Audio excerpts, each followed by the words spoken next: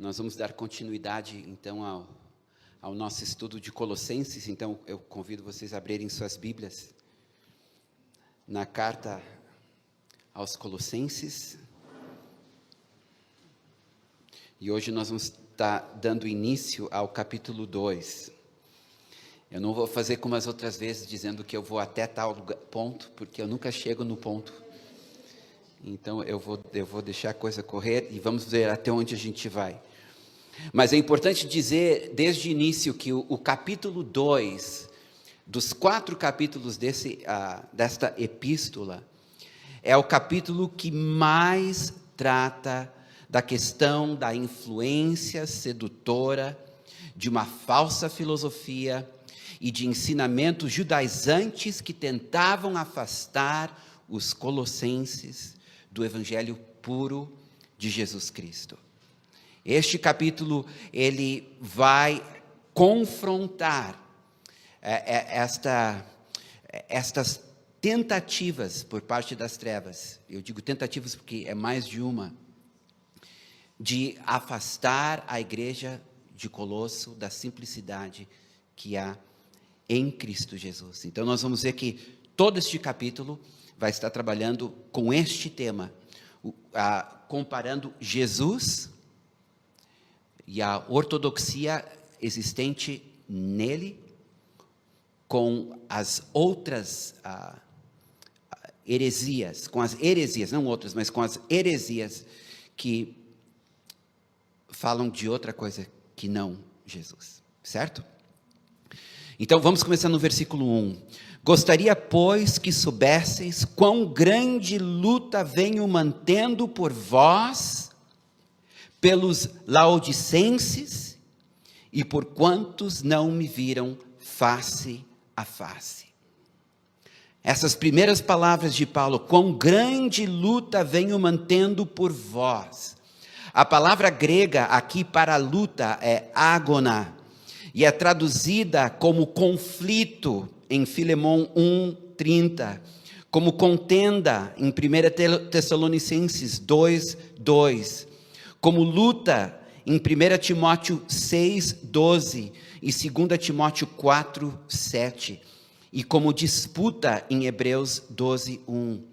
Refere-se aos combates de guerra ou disputas nos jogos olímpicos públicos, a luta e o conflito para obter uma vitória. Então, quando Paulo diz, eu gostaria que vocês soubessem quão grande luta, ele está usando esta expressão, luta, para falar da oração. O que ele está dizendo aqui é que o tipo de oração que eu estou fazendo por vocês é uma oração que visa a vitória de Jesus na vida de vocês. É uma oração que visa uma guerra espiritual pela sã doutrina e pela salvação de vocês. Refere-se aqui à intercessão intensa que Paulo estava fazendo pelos irmãos, não só de Colosso, mas também de Laodiceia. A oração para o apóstolo não era apenas mais uma disciplina espiritual para a sua própria edificação, mas fazia parte do seu arsenal evangelístico e pastoral, juntamente com a pregação e o ensino. Nós aprendemos neste primeiro versículo que a guerra espiritual é uma realidade e que ela deve ser travada por meio da oração.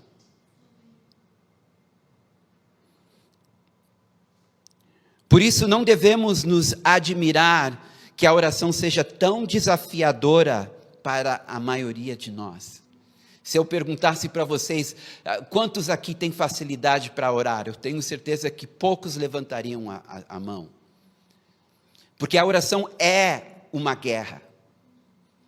Quando nós estamos fazendo petições a nosso favor, nós entramos em guerra. Quando estamos fazendo intercessão por outras pessoas, nós entramos em guerra. A oração é uma arma de guerra. Quando a gente lê sobre a armadura de Deus, toda a armadura é defensiva, exceto pela palavra de Deus e pela oração. Porque ele termina, ao mencionar a armadura de Deus, ele termina falando na oração. Por ele, por todos os santos. A oração é uma arma formidável e necessária, e Paulo sabia que ele podia pregar até o amanhecer, ele podia argumentar com todo o conhecimento que ele tinha, ele podia falar tudo o que ele havia aprendido, todas as revelações que ele tinha recebido, mas aquele povo em Colosso, aquele povo em Laodiceia, não seria transformado, não seria resguardado, se não fosse pela oração. E curiosamente, a igreja da nossa geração, ela faz o inverso. Nós colocamos a oração em último lugar. Nós usamos da nossa inteligência, nós usamos da nossa força, nós usamos do nosso esforço, nós usamos das metodologias que a gente aprende, nós usamos do aconselhamento, da psicologia, nós usamos da própria palavra de Deus, no entanto, sem o Espírito. Nós falamos a verdade, mas essa verdade às vezes não penetra o escudo maligno levantado pelo diabo na vida e nos corações das pessoas. Quando Daniel, lendo as Escrituras, e descobriu só um pouquinho, Jeremias aqui fala em 70 anos, no final de 70 anos, o povo judeu poderia voltar para Jerusalém, ele entendeu, os 70 anos se cumpriram. Então o que Daniel faz? Ele começa a orar. E a Bíblia diz que ele estava orando, já estava no 21º dia da sua oração, ele ia continuar. 21 dias orando, jejuando, clamando, Senhor, tua palavra diz, Jeremias profetizou, 70 anos no exílio, 70 anos debaixo da escravidão babilônica, depois o teu povo poderia voltar para a sua terra, reconstruir o templo, 70 anos se cumpriram, Senhor, nós estamos aqui, está na hora.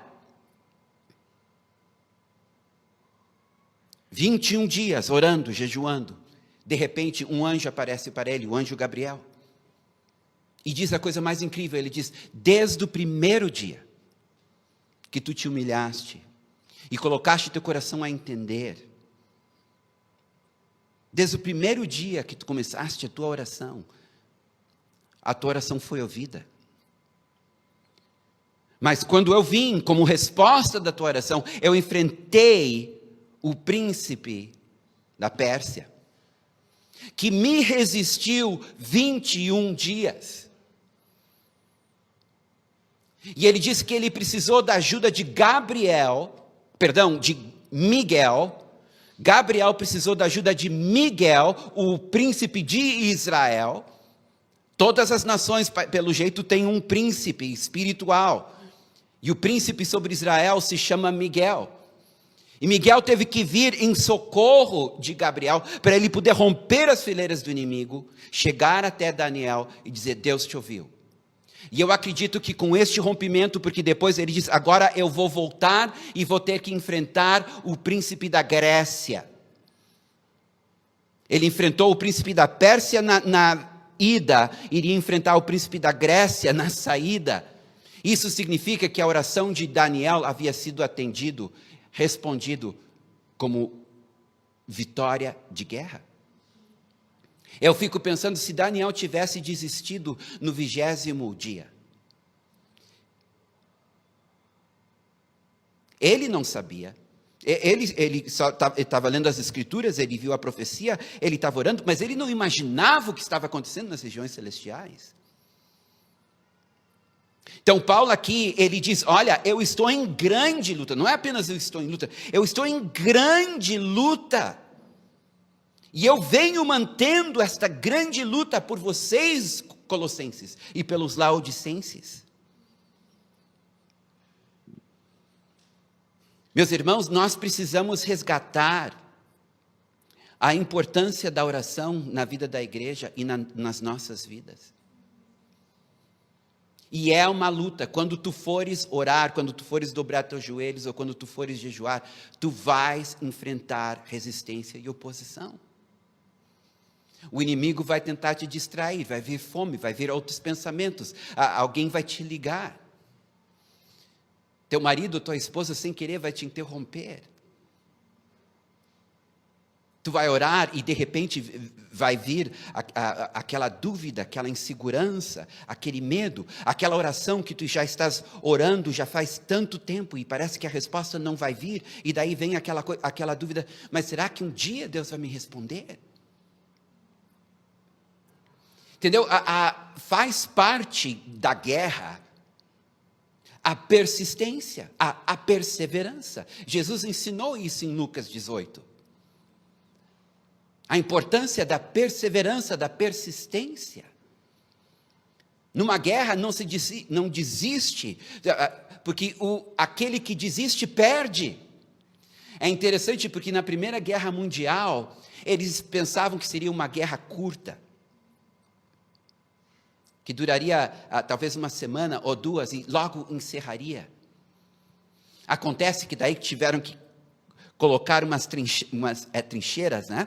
Trincheiras, não conseguiam avançar, nem um lado nem o outro conseguia avançar, e eles ficaram assim durante anos, perdendo vidas a cada dia, mas nenhum dos lados queria ceder, nenhum dos lados queria se entregar. Por quê? Porque o que se entrega é o que perde. Então, existe uma força oposta que precisa ser confrontada e que precisa ser vencida. E a Bíblia diz claramente: resisti o diabo e ele fugirá de vós. Paulo disse: a nossa luta não é contra carne nem sangue, mas contra principados e potestades. É uma luta, é uma batalha. E Paulo, que tinha clareza disso, ele escreveu essa carta aos Colossenses.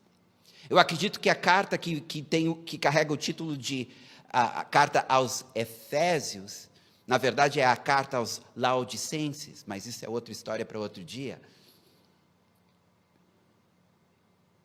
Mas ele sabia que a carta não era suficiente. Ele sabia que a presença dele lá não seria suficiente. Ele sabia que ele estava lidando não apenas com o raciocínio humano, com a inteligência humana, ele estava lidando com forças espirituais, que estava lutando pelas almas. E ao mesmo tempo que ele vai tratar no capítulo 2 destas heresias, dessas falsas filosofias, desses ensinamentos judaizantes, ao mesmo tempo que ele entende que existem estes falsos mestres tentando roubar os corações dos irmãos, ele sabe que juntamente com esses falsos mestres há falsos ensinamentos de demônios. Ele não só teria que convencer os irmãos, ele teria que remover essa resistência espiritual também.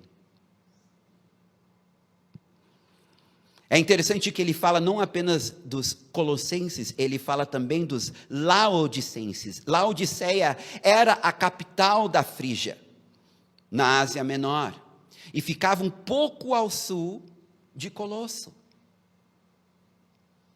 Agora, vocês vão lembrar desta igreja, o nome dela, é só vocês pensarem em Apocalipse. Essa é a mesma igreja morna lá de Apocalipse, mencionada no capítulo 3, versículo 14. Estando nas proximidades de Colosso, é óbvio que a igreja de Laodiceia estava sofrendo o mesmo tipo de ataque que os colossenses estavam sofrendo. O mesmo tipo de assédio teológico, espiritual. Então Paulo, ele diz: olha, eu estou batalhando em oração não apenas por vocês, mas também pelos de Laodiceia. Agora, é importante nós lermos a repreensão de Apocalipse 3,14, porque nos mostra que os temores de Paulo eram fundados, e que os argumentos falsos dos mestres haviam sido bem sucedidos. Então vamos dar uma olhadinha lá, vamos para Apocalipse capítulo 13, versículo 14, e vamos ver o que Jesus escreve para esta igreja.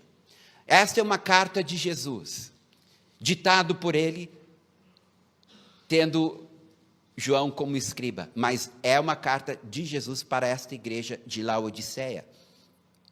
E ele começa assim: ao anjo da igreja de Laodiceia, escreve: estas coisas diz o Amém, a testemunha fiel e verdadeira, o princípio da criação de Deus.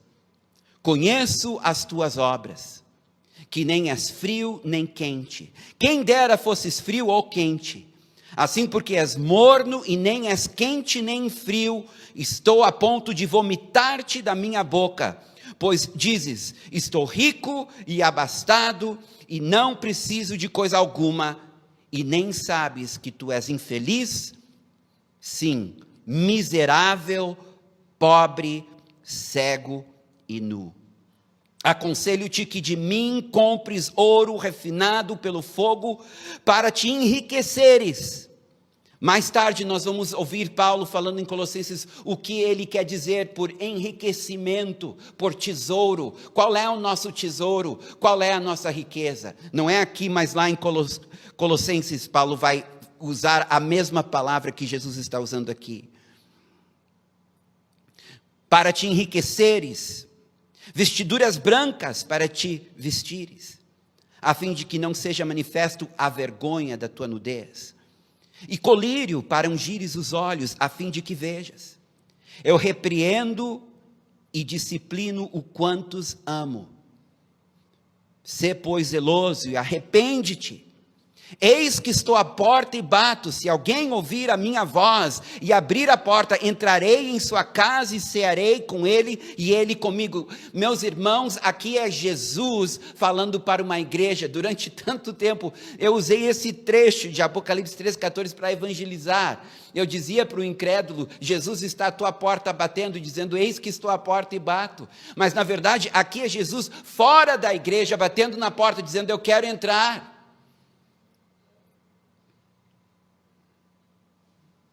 Eis que estou à porta e bato. Se alguém ouvir a minha voz e abrir a porta, entrarei em sua casa e cearei com ele e ele comigo. Ao vencedor dar-lhe-ei sentar-se comigo no trono, assim como também eu venci e me sentei com o Pai no seu trono. Quem tem ouvidos, ouça o que o Espírito diz às igrejas. Agora, meus irmãos, se Laodiceia estava sofrendo o mesmo tipo de assédio espiritual que os colossenses. Então, nós precisamos concluir o seguinte: que toda doutrina falsa, que toda heresia, eventualmente levará a igreja à mornidão. Que quando deixamos as verdades essenciais do Evangelho e começamos a namorar outras verdades, outros ensinamentos, ou dar prioridade a outras coisas, porque o que tinha acontecido na igreja de Colosso e o que estava acontecendo na igreja de Laodiceia é que Jesus deixou de ser prioridade. E ele acabou do lado de fora. Agora, o interessante é que Laodiceia era uma igreja próspera, uma igreja rica, uma igreja que estava crescendo e abundando. Com os olhos humanos, a gente olharia para a igreja de Laodiceia e nós diríamos: é uma mega igreja, Deus está com eles. Eles estão crescendo, eles estão avançando, eles estão prosperando. Só que Jesus estava do lado de fora. Quantos escândalos estão surgindo com as megas igrejas agora? Quantos nomes estão agora surgindo? Nomes de pessoas respeitadas que fundaram grandes ministérios. E que agora seus nomes e a sua reputação está em jogo, está em questionamento. Meus irmãos, eu não quero uma igreja pequena, eu quero ganhar vidas. Eu quero uma igreja grande, cheia de almas, de novos convertidos. Não me entendam mal, mas eu também quero dizer para vocês que tamanho não significa necessariamente que Jesus reina. Senão ele estaria reinando com os testemunhas de Jeová, estaria reinando com os mórmons, estaria reinando com os muçulmanos. Nós precisamos olhar para determinados sintomas que identificam uma igreja fria, uma igreja cujo coração está enraizado neste mundo, uma igreja que tirou os olhos de Jesus e tem os olhos em outras verdades. Isso mesmo, outras verdades muitas vezes, em lugar de Jesus. Eu vou adiantar uma coisa aqui, que não era para hoje, era para domingo que vem. Sabe como Jesus está sendo tratado nos nossos dias, na nossa geração? Ele está sendo tratado como a porta. A gente entra por ele, e daí tem um caminho. Esse caminho é o caminho da santidade, do crescimento, da maturidade. E eu não estou dizendo que essas coisas são ruins, nós precisamos crescer, nós precisamos amadurecer, precisamos andar em santidade. Acontece que é impossível fazer isso sem Cristo. E ele deixa claro que ele não é só a porta, ele também é o caminho. Ele é o centro, meus irmãos. Ele e a cruz, esta é a mensagem. Ele e a cruz, Jesus e a cruz, esta é a mensagem. No entanto, o que nós estamos ouvindo dos nossos púlpitos? Tudo que é tipo de ensinamento edificante e bom, mas muitas vezes o nome de Jesus não é mencionado. A cruz não é mencionada, porque se considera elementar. Falar de Jesus é elementar, falar da cruz é elementar, isso é para os novos convertidos. Agora vamos falar sobre outras coisas importantes que tem na palavra de Deus. Tudo na palavra de Deus é importante, mas nada é mais importante do que Cristo Jesus. Nada é mais importante do que a cruz. Então nós temos cânticos bonitos, que falam coisas bonitas, mas muitas vezes são cânticos que não falam em Jesus, que não falam da cruz. Então eu fiz uma coisa interessante este ano. Eu fui atrás de cânticos antigos, hinos, né? E estou atrás também de cânticos mais modernos, que falam da cruz. Que falam da cruz.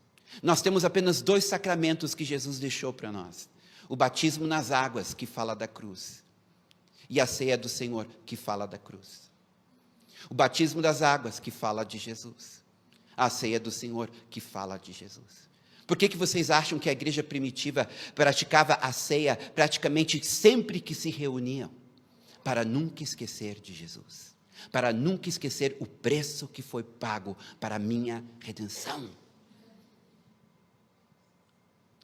Não, mas vamos falar, vamos mostrar um pouco de inteligência, vamos falar de outros assuntos mais empolgantes.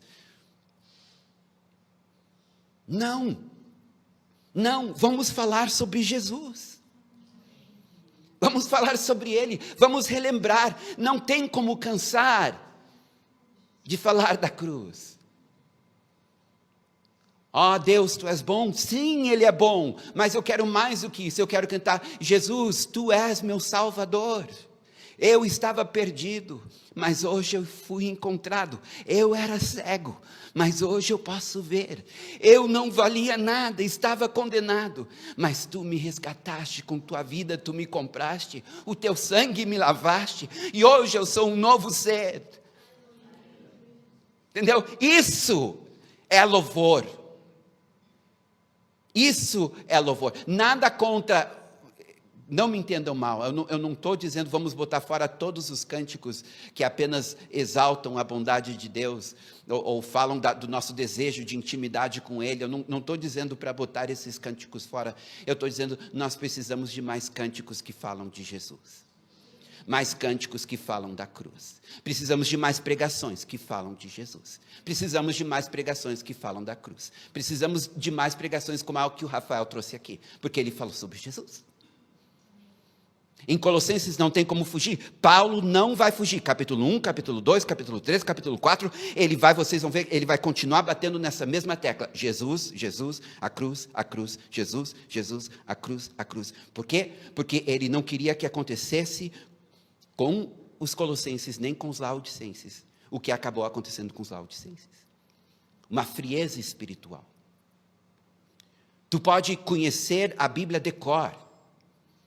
Tu pode pertencer ao coral, tu pode pertencer ao grupo de oração, tu pode ser um grande evangelista, tu pode fazer grandes atos sociais, tu pode ser um pastor, um líder, mas se tu tira teus olhos de Jesus, o autor e consumador da nossa fé, nós corremos o risco de esfriar, nós corremos o risco de ficarmos cegos, nós corremos o risco de ficarmos nus, nós corremos o risco de perdermos Jesus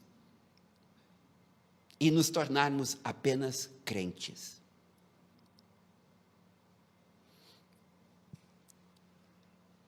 E por quantos não, voltando para Colossenses, e por quantos não me viram face a face? Este trecho do versículo 1 prova que o apóstolo Paulo nunca esteve em Colosso, nem em Laodiceia. No entanto, o amor dele era um amor apostólico, era um amor pastoral, e ele disse, olha, eu nunca estive com vocês, vocês não me conhecem, nunca me viram face a face, mas eu estou lutando pela alma de vocês, eu estou lutando para que vocês tenham uma revelação maior de Jesus, eu estou fazendo a mesma oração lá em Éfeso, aquela carta de Éfeso, que eu acho que é a carta aos Laodicenses. Lá ele diz assim, a oração dele é, Senhor, espírito de sabedoria e revelação no pleno conhecimento dele, Jesus. Se eu estiver correto, e realmente essa carta que nós dizemos que é a carta aos Efésios, porque nos manuscritos mais antigos não diz para quem a carta era dirigida, e era para os laodicenses. Paulo estava orando pelos laodicenses, estava dizendo assim, ó, Senhor, espírito de sabedoria e de revelação, no pleno conhecimento dele, Jesus.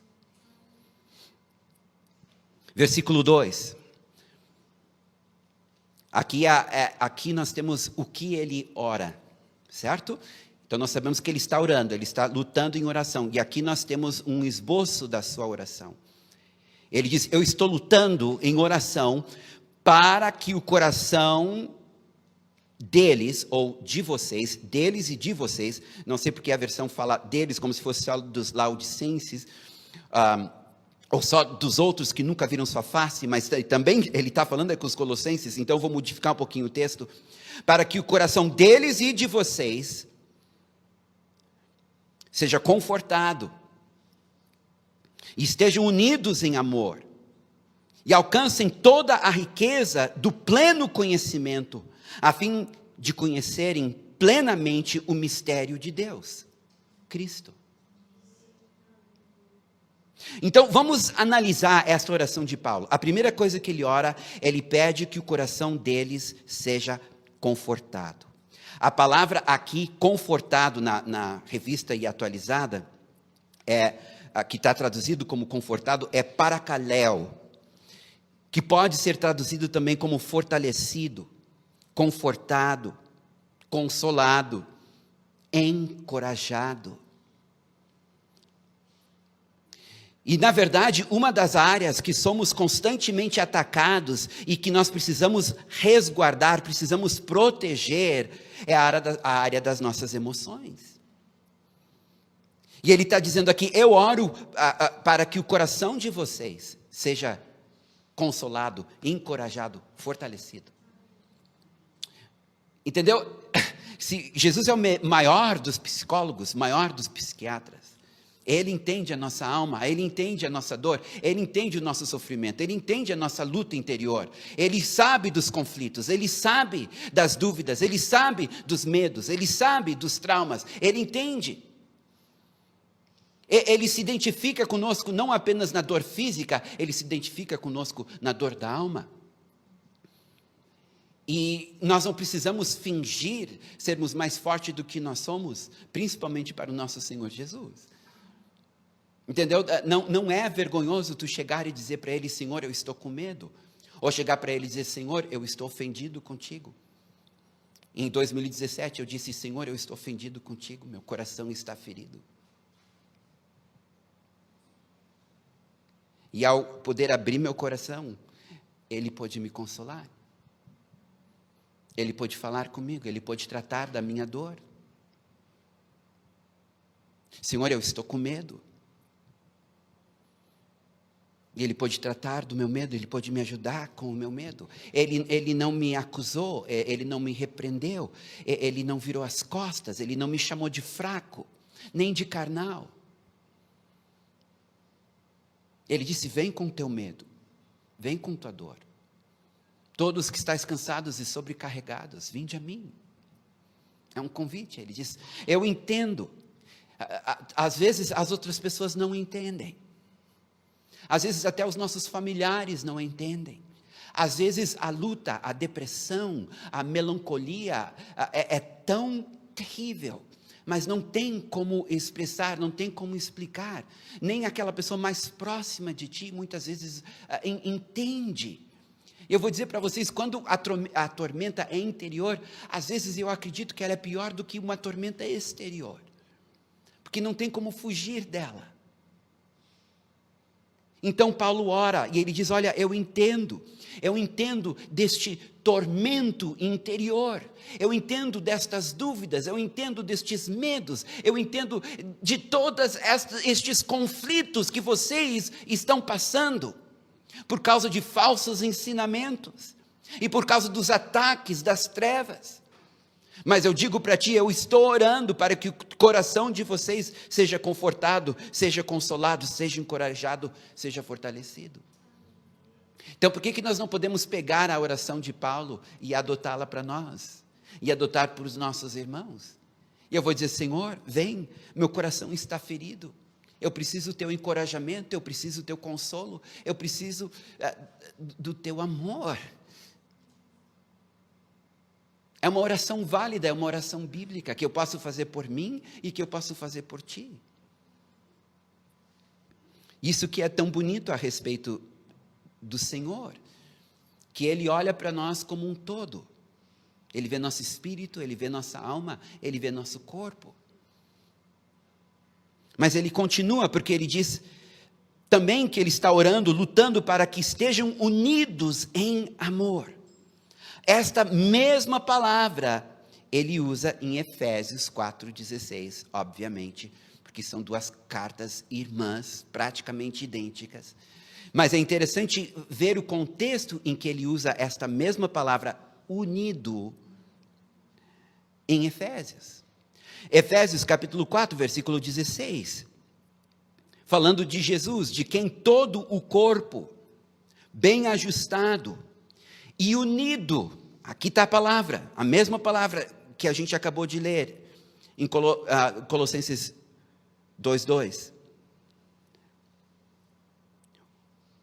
Unido pelo auxílio de toda junta, segundo a cooperação de cada parte, efetua o seu próprio aumento para a edificação de si mesmo em amor. Aqui ele está dizendo que esta unidade, esta koinonia, este andar juntos como família, como comunidade, tem um efeito de nos fazer crescer coletivamente, juntos. Meus irmãos, ninguém cresce sozinho. Ainda que há pessoas que acham que conseguem servir Jesus melhor na sua casa, longe de uma igreja doente, cheio de hipócritas, entre aspas, a verdade é que nós precisamos uns dos outros. Ferro com ferro se afia. Nós vamos amadurecer emocionalmente ao lidar com eu quero usar uma palavra, mas eu tenho medo que eu vou dizer ela errada e vou, de novo, passar vergonha. Então eu vou usar um sinônimo aqui. Deixa eu pensar num sinônimo. Porque eu tinha essa palavra, mas eu não tenho certeza se eu vou pronunciá-la corretamente. Eu podia dizer ela em inglês, mas aí alguns não iam entender. Agora eu até esqueci o que eu estava falando. O que eu estava falando? Não. Eu realmente esqueci o que eu estava falando. O ferro com ferro se afia. Obrigado, meu irmão. Está prestando atenção, isso é muito bom. Então, é nesta convivência que nós aprendemos a lidar com as imaturidades uns dos outros, entendeu? É onde a gente aprende a perdoar, é onde a gente aprende a a servir, é onde a gente aprende a amar, onde a gente aprende a se doar, é onde a gente aprende a entender. É em família que nós amadurecemos emocionalmente. É em família que nós aprendemos a nos relacionar. A vida em comunidade, Deus criou. O homem é um ser social, é um ser que, para viver em comunidade. Acontece que a comunidade que tem lá fora é uma comunidade que está adulterada pelo pecado, é uma comunidade egoísta, é uma comunidade egocêntrica, é uma comunidade exploradora, é uma comunidade falsa, hipócrita. E sabe o que está acontecendo? As pessoas que estão lá fora que não conhecem Jesus, lá no fundo, estão querendo pertencer. O que faz com que as pessoas se reúnem em grupos e formam religiões esse desejo de pertencimento, de fazer parte de algo, de ser parte de algo. E Paulo está orando e ele está dizendo, isso não é pequena coisa.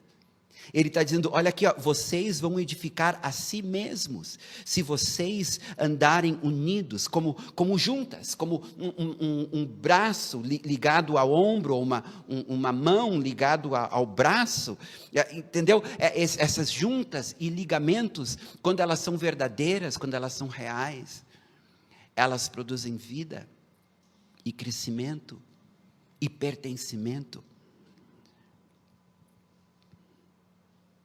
Uma das áreas que somos constantemente atacados é exatamente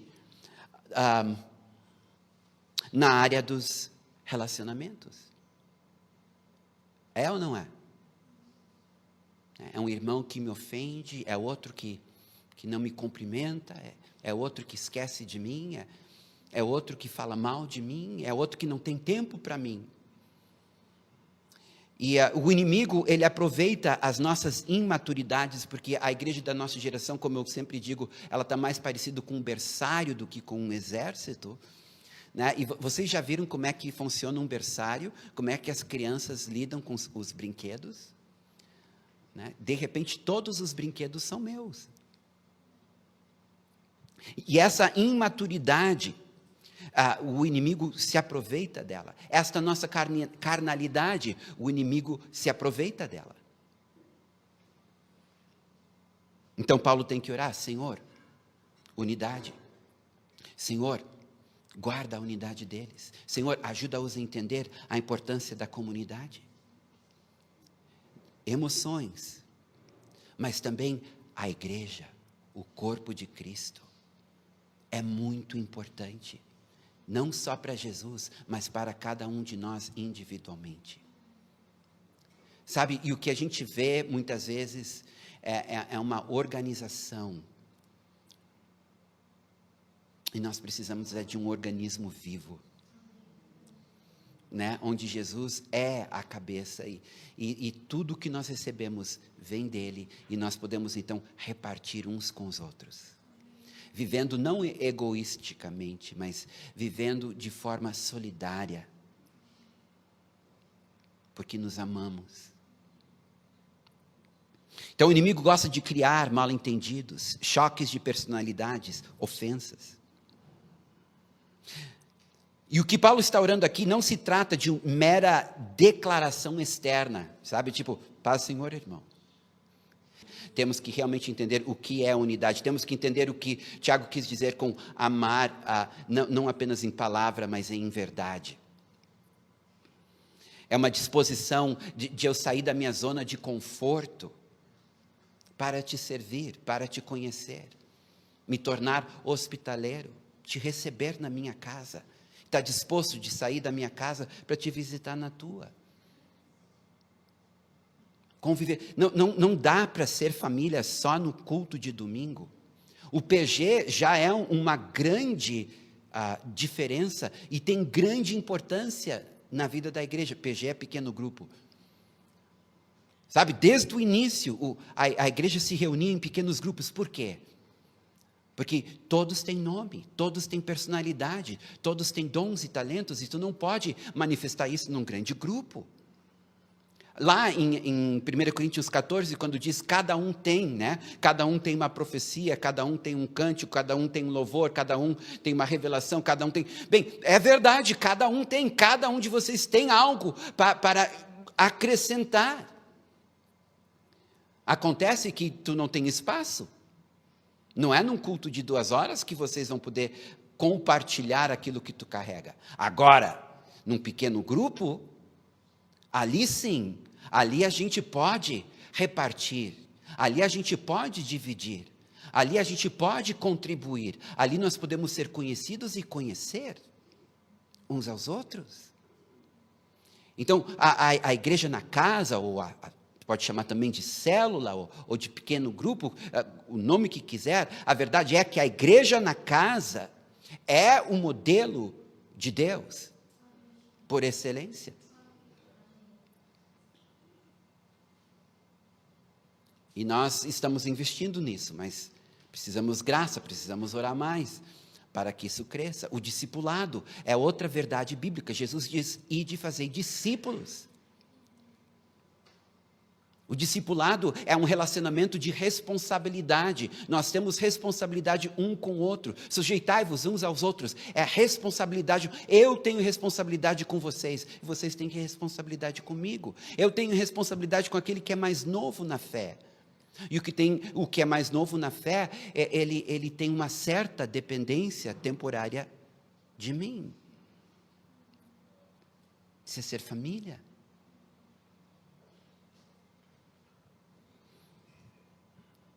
Eu pensava que eu ia poder ir um pouquinho mais longe. Ele fala na sua oração para que alcancem toda a riqueza do pleno entendimento. Pleno entendimento do que, meus irmãos? Pleno entendimento do mistério de Cristo, que é esta riqueza inestimável. Então ele está orando aqui dizendo, olha, não só quero que vocês sejam saudáveis em suas emoções, não só quero que vocês sejam saudáveis nos seus relacionamentos, eu quero que vocês sejam saudáveis no seu conhecimento, naquilo que tu crê. Esta palavra, entendimento, no original significa persuadido, convicto de algo. O desejo do apóstolo era que todos os colossenses e os laodicenses tivessem plena convicção da verdade sobre Jesus e sobre a cruz. E ele vai explicar por que só isso é necessário. Outra área, portanto, que somos constantemente atacados, a terceira área, é no nosso entendimento das doutrinas bíblicas e o nosso entendimento de Jesus, nosso relacionamento com Ele. O inimigo, ele ama nos confundir, ele ama complicar as coisas, né? Ele conseguiu pegar a Eva porque ele entrou em debate teológico com a Eva. Será que Deus disse? É certo que não. E Eva coçando a cabeça, por ter recebido de Adão, mas ter dado a sua própria interpretação, ela acaba entrando numa discussão teológica com Satanás e perde. E acaba acreditando numa mentira. E é isso que o inimigo quer fazer. Ele quer atacar o nosso entendimento. Ele quer atacar aquilo que nós cremos. Ele quer colocar em dúvida as verdades de Deus. Será que Jesus cura? Será que Jesus liberta? Será que Ele provê? Será que Ele realmente me ama? Será que Ele realmente me quer? Será que realmente existe uma trindade? Será que existe um inferno? Será que existe um céu? Tem vida após a morte? Há um propósito para a minha vida? Eu sou um acidente? Por que eu nasci nesta família horrível? E eu tive essa criação terrível? Por que meu marido me deixou? Por que minha esposa me abandonou? Por que fulano morreu? E isso ataca direto as verdades e as promessas que o Senhor nos ensina em sua palavra. E começa a colocar em dúvida aquelas verdades que nós sempre cremos. Então Paulo está orando, Senhor, é uma riqueza de entendimento. É uma riqueza. Mas esse entendimento tem que ser guardado. Como um tesouro é guardado. Como um tesouro é protegido. Entendeu? Há 4 chaves, ou são 7 chaves, eu não sei. Entendeu? Tudo que tu sabe a respeito de Jesus e da sua palavra é um tesouro, é a verdade, é eterno. Tu estás guardando isso como se guarda um tesouro? Ou tu estás colocando na mesma categoria das filosofias? A mesma categoria das psicologias? Na mesma categoria das sociologias? Ou das ciências?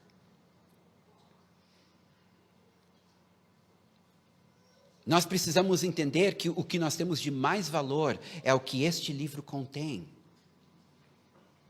E precisamos conhecer, e precisamos crer, e precisamos viver o que este livro diz. Mas, no entanto, nós encontramos irmãos que não leem a Bíblia. Irmãos que dizem, eu não entendo a Bíblia. Irmãos que dizem que eles não têm tempo para a Bíblia. Então Paulo ora, Senhor, que eles possam ter pleno entendimento da riqueza. Pleno entendimento da riqueza. Que são as tuas verdades, principalmente a verdade de Jesus e da sua cruz. Queridos, aqui nós temos 3 pontos importantes: emoções, relacionamentos e a nossa mente, nosso entendimento, aquilo que nós pensamos. E ele conclui dizendo, a fim de, ou seja, é importante orar pelas tuas emoções, é importante orar pelos relacionamentos, é importante orar pelo nosso entendimento da verdade. Por quê? A fim de conhecerem plenamente o mistério de Deus que é Cristo. Esse conhecer plenamente é epignosis. Existe a palavra gnosis, que significa conhecimento. Epignosis é epi, do alto. Gnosis, conhecimento do alto. Ele diz, olha, o conhecimento do alto a respeito do mistério de Deus, que é Cristo, vem quando nosso coração está sarado, quando nossos relacionamentos são fortes e quando o nosso entendimento é bíblico. Então o Espírito de Deus pode vir e pode nos trazer verdades mais profundas a respeito de Jesus. Entendimento mais claro da sua beleza, da sua grandeza, do seu sacrifício. Eu lembro uma vez eu estava no carro do meu tio, eu recém tinha chegado no Brasil, eu era novo na fé, eu tinha me convertido, me entregue totalmente ao Senhor, mas então, eu sei que eu estava no carro, e eu estava falando com Jesus sobre a cruz, e de repente, eu lembro quando, por alguns segundos, a cruz se tornou mais real para mim, do que ela tinha sido quando eu me converti, ou que ela é até o dia de hoje. Foi uns segundos, como se o Senhor abrisse o meu entendimento para a beleza, para a grandeza do sacrifício de Jesus na cruz. Dentro daquele carro, eu comecei a chorar e comecei a orar em línguas. E a presença de Deus encheu aquele lugar e eu só conseguia enxergar a cruz. Eu só conseguia enxergar Jesus e o que Ele havia feito por mim. Sabe, um dia nós vamos chegar na presença de Deus e toda essa névoa que nos impede de entender a beleza de Jesus, a beleza do seu sacrifício, a beleza da sua cruz, da sua morte e ressurreição, Ele que é Deus. Sabe, um dia essa névoa vai ser removida, esse véu vai ser removido. E eu consigo imaginar, eu vou dizer bilhões de crentes, de remidos e de anjos, prostrados, dizendo: digno é o Cordeiro que foi morto, de receber a honra, a glória e louvor. Ele é digno de abrir os selos. Entendeu? Um dia nós vamos, eu aguardo esse dia, porque eu tive um pequeno, assim, foi uma gotícula naquele carro, e eu nunca vou esquecer, me marcou para sempre, uma gotícula de poder ver o significado da cruz e da pessoa de Jesus. E ele está dizendo aqui: se teu coração estiver sarado, se os teus relacionamentos estiverem arrumados, se o teu pensamento, a tua mente estiver alinhada com a palavra de Deus, ele está dizendo: o Espírito de Deus te dará esse conhecimento que vem do alto, do mistério, que é Jesus. Sabe, nós podemos falar sobre Jesus, podemos pregar sobre Jesus, podemos ensinar sobre Jesus, podemos orar para Jesus, podemos louvar Jesus, podemos ter uma certa intimidade com Ele, mas eu digo que sempre há mais. Que sempre há mais, sempre tem como conhecer mais dEle, sempre tem como entender mais o seu sacrifício por nós, porque lá na cruz todos os benefícios estão todos lá. A salvação, a cura, a libertação, o provimento, a cura dos relacionamentos, está tudo lá. O inimigo, ele é vencido na cruz. A minha salvação está lá. Mas, de novo, isso tem que ser revelação. Senão são só palavras. Então, eu não sei como está teu coração hoje. Se teu coração está doente, está na hora de tu começar a orar pelo teu coração. Se teus relacionamentos não estão bem, se existe alguma ofensa, por que a Bíblia dá tanta importância às ofensas? Por que a ofensa é tão poderosa para impedir até mesmo uma cura física ou uma libertação? A ofensa, ela quebra esta união.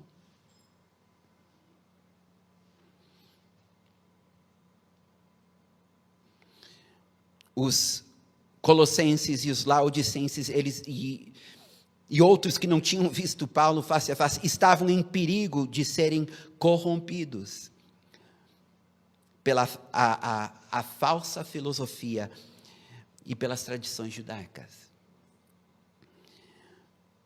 E vocês vão dizer: mas nós não temos esse problema, nós não temos esse problema de falsa filosofia ou problemas judaicos.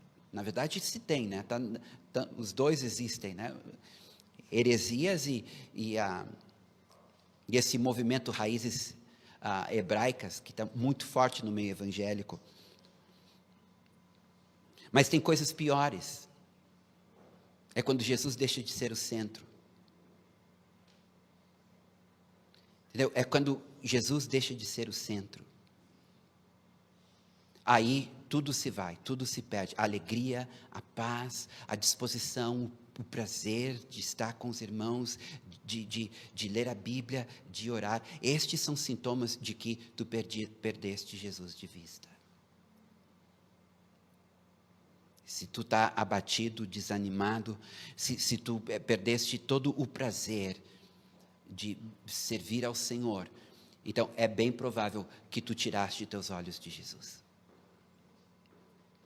Versículo 3: em quem todos os tesouros da sabedoria e do conhecimento estão ocultos. Olha que tremendo. Ele diz: olha, quando vem esta revelação a respeito de Cristo, o mistério de Deus, porque tua alma foi sarada, porque teus relacionamentos estão curados, porque tua mente está alinhada com as verdades de Deus.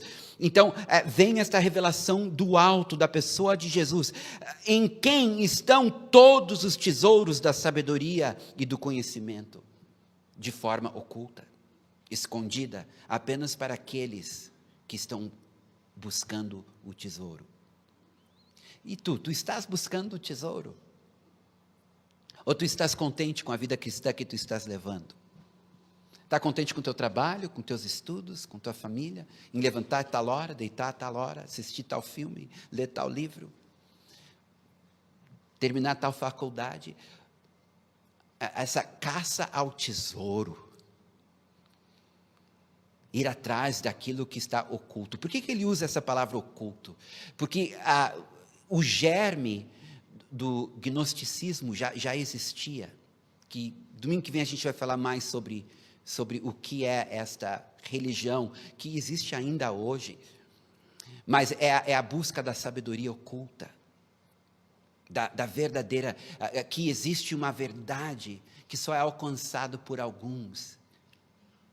E Paulo diz, isso que vocês estão aprendendo está errado. A verdade oculta é Jesus. E nele está toda a sabedoria, e nele está todo o conhecimento.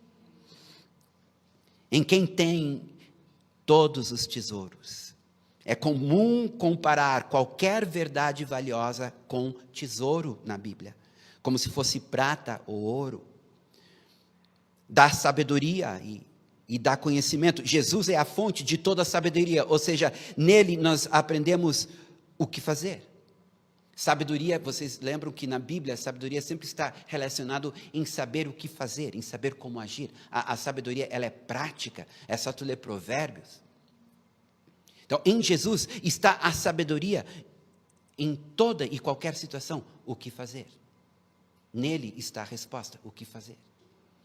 Quantos de vocês já estiveram numa situação que tu não sabe o que fazer? Tu pode te voltar para Jesus e dizer, Jesus, em ti está toda a sabedoria, o que eu devo fazer?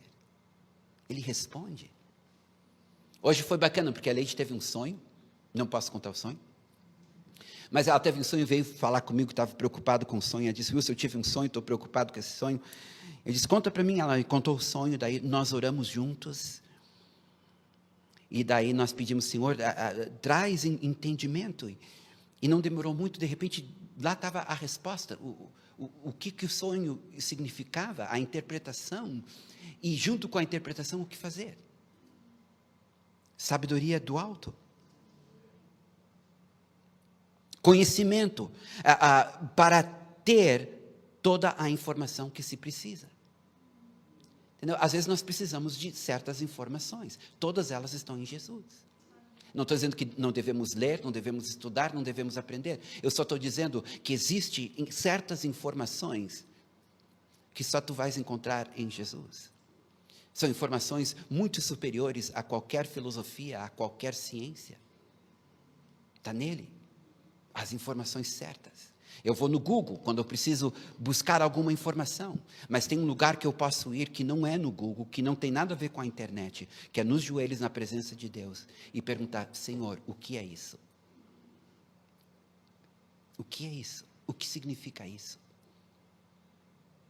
E ele tem a informação. Está tudo nele. Logo, ele é mais do que uma figura histórica, ele é uma pessoa que existe, que vive e que se relaciona comigo. Né? Eu estou estudando teologia de novo e eu estou na parte da cristologia, o estudo sobre Jesus. Eu estou lendo coisas maravilhosas a respeito dele, é muito bom. Mas não se compara com quando eu dobro meus joelhos e falo com ele. O falar com ele, o ver a sua beleza, sentir a sua presença, ouvir a sua voz, é um relacionamento, é uma vida.